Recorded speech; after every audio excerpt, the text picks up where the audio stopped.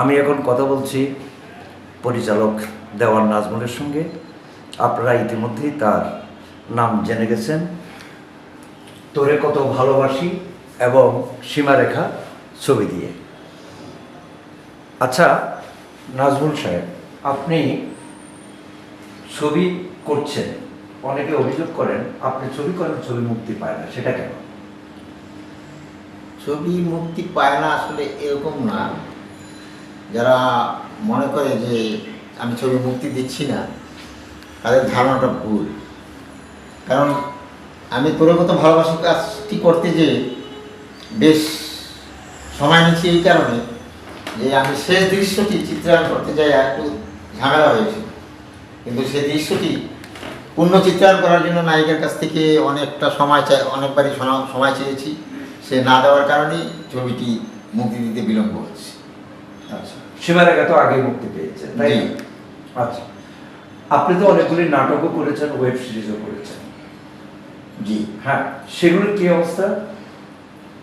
Web series এবং নাটক যেগুলো করেছি সেগুলি সবগুলি মুক্তি দেওয়া হয়েছে। অনেকগুলো নাটক বিটিভিতে চলছে, চ্যানেল 1-এ চলছে, এমনকি আপনার চ্যানেল আইতে আমার একটা টেলিফিল্ম গেছেন দাহন বনের বিহঙ্গি, যেটার জন্য আপনারা বাসাসের পুরস্কার দিচ্ছেন আমাকে।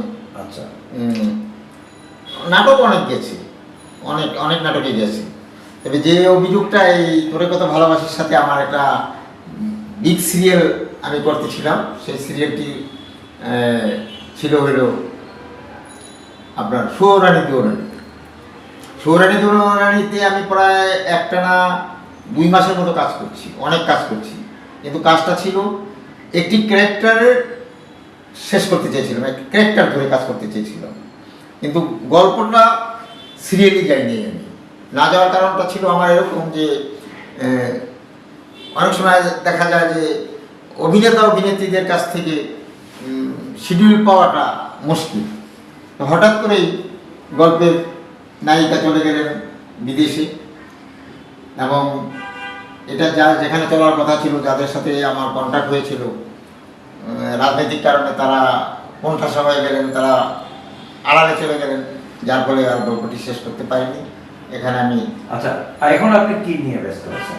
আমি এখন একটা ওয়েব সিরিজ নিয়ে ব্যস্ত আছি। কি নাম? মার্ডার। আচ্ছা, কবে থেকে কাজ শুরু করবেন? আশা করি নতুন বছরের শুরুতেই আমি কাজটা শুরু করব। তো নতুন বছর পর্যন্ত কি আপনার এভাবে খোঁচা দাঁড়িয়ে থাকবে? এটা এখন 1 ঘন্টার নাটক করছি। সেই নাটকে আমি একটা ক্যারেক্টার করছি, মানে সাঁওতালের একটা ক্যারেক্টার দাদু, সেটার জন্যই আমি দাঁড়িয়ে রাখছি।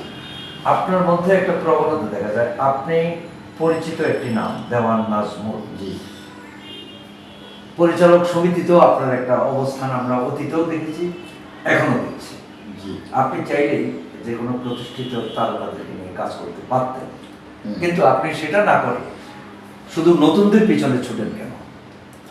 দেখেন, আজকে আমাদের চলচ্চিত্রের যে অবস্থা, সে অবস্থায় শাকিব খান একা রাজত্ব করছে। পৃথিবীর কোনো ইন্ডাস্ট্রিতে এরকম একা রাজত্ব কেউ করেন। আমরা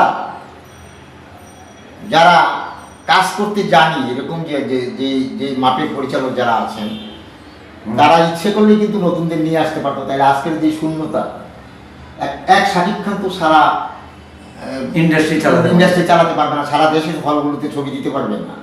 তাহলে আমাদের বাধাটা কোথায়? বাধাটা হলো আমরা নতুন সৃষ্টি করিনি বা সৃষ্টি করতে পারিনি কোনো কৌশলের কারণে, কোনো অদৃশ্য কোনো একটা ইঙ্গিতের কারণে, অদৃশ্য কোনো একটি শক্তির কারণে আমরা এটা করিনি।